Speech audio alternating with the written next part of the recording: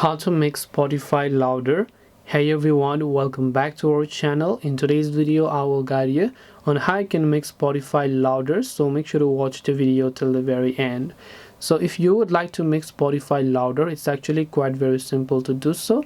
All you have to do is, first of all, you can try to check if your volume on your phone is set to the maximum level. So depending upon whatever you prefer, you can go ahead and set the media volume to the maximum level if you like, because this also really depends upon your own phone's speaker.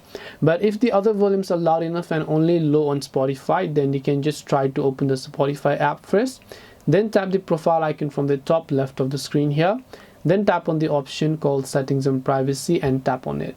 Now if you go to settings and privacy, over here you'll find all these sorts of options, where under playback you'll find one of the options that says normalized volume. So what you need to do is you need to turn this off, because it is going to set the same volume level for all of the tracks. So you want to make sure to actually turn this thing off, so that if it is low, it will automatically go to the louder sound. Now sometimes on iOS you'll find the option called volume level, so you can go ahead and check that out.